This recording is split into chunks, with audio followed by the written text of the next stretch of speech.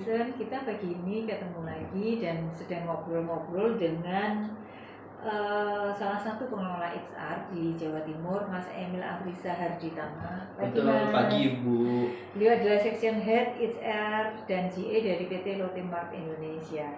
Nah, pagi hari ini kita mau ngobrolin tentang membuat karyawan bertahan lama di perusahaan. Mungkinkah gitu ya, Mas? Mungkin Bu. Mungkin ya. Mungkin Bu.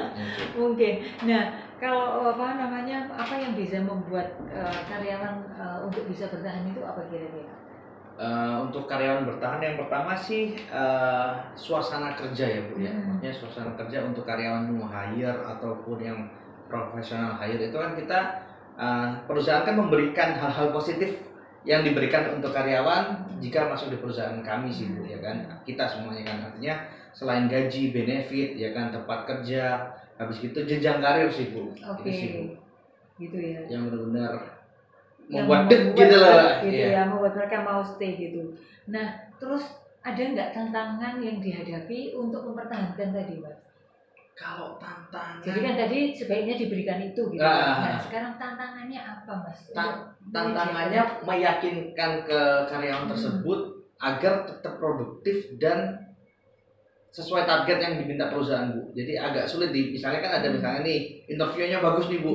Ketika udah lepas probation, SK permanen masuk, itu biasanya beda Bu. Untuk memastikan itu sih Bu tantangannya. Mulai kendor gitu ya. Mulai kendor sih Bu. Membuat itu konsisten seperti awal masuk kan.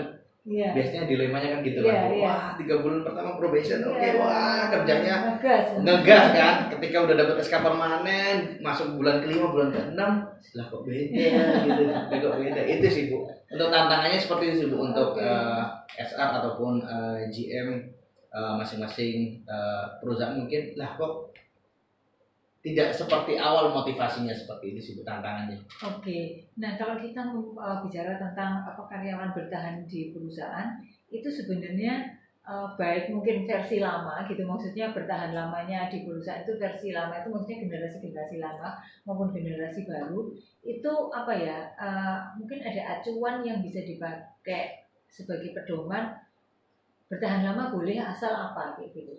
Bertahan lama asal mau bertahan sebentar gitu, asal apa gitu. Efektif dan produktif sih Bu. Gitu ya. Kuncinya sih Bu. Karena kan kita kan di jasa untuk pelayanan ke masyarakat Bu untuk kebutuhan pokok ya kan. Jadi ya kalau itu ya kita harus mencapai target itu sih Bu. Kontribusi sih Bu lebih. Kontribusi ya gitu ya. Jadi kalau kita bicara tentang bertahan lama sebenarnya bukan ukuran tahunnya juga. Betul. Bukan ukuran tahun. Jadi kalau bagi perusahaan ya yang diharapkan adalah kontribusi. Efektivitas bekerja dan kontribusinya. Dia setiap hari masuk itu ada orangnya sama kerja nggak sih? Biasanya kan ada orangnya toh absen toh misalnya Bu. Orangnya nggak tahu pergi kemana kan. Tapi ini memang efektivitas dan produktivitas. Oke. Nah terus kalau untuk anak-anak muda sekarang, karyawan-karyawan yang muda itu apa sarannya supaya mereka ini bisa berkontribusi dan kalau bisa ya stay cukup lama di perusahaan.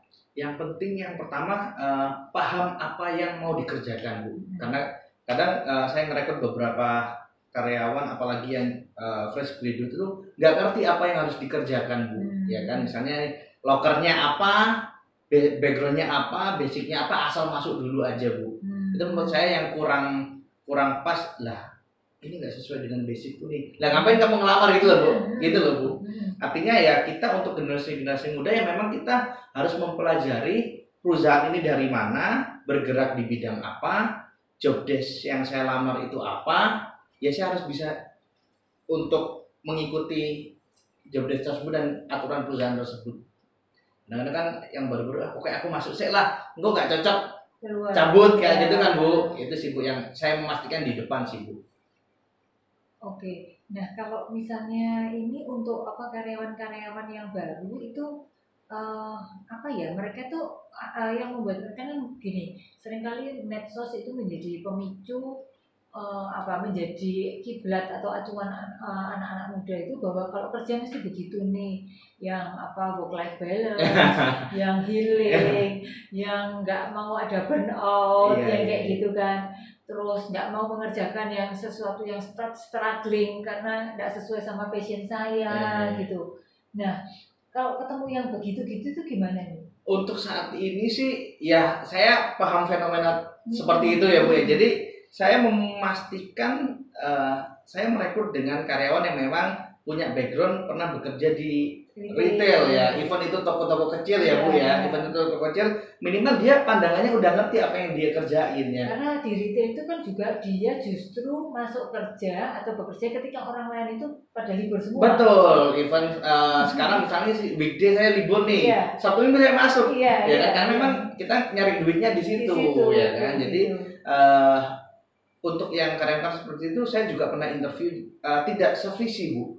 Jadi dia itu lebih ke, Pak harusnya kan kayak gini ya kan, background pendidikan ataupun pekerjaan sebelumnya dia di yang seperti itu yang milenial banget, yang dia di rumah buka laptop bisa di remote ya kan, sedangkan kita kan yang masih fisik yang harus hadir dan kita memang masih ikutin aturan-aturan yang zaman dulu ya Bu ya, secara apa namanya metode ya Bu ya, mau nggak mau even kita sistemnya udah canggih, cuma kan secara metode kan kita masih yang ya manufaktur, retail kayak gitu ya Bu ya. Ya itu sih Bu. Ya saya harus memfilter di depan untuk calon karyawan yang mau masuk di perusahaan. Kami harus menyesuaikan lebih tepatnya Bu. Oke.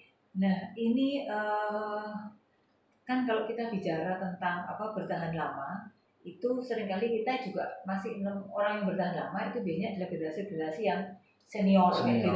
Gitu. Nah, bagaimana supaya bertahan lamanya mereka itu tetap berkontribusi gitu? Oke. Yang pertama untuk saya ngerekrut itu Bu, itu di bawah umur 20 sampai sekarang pun masih bertahan Bu sebenarnya. Oh gitu. Iya, jadi selain yang pertama saya memastikan dia basicnya di retail ya kan.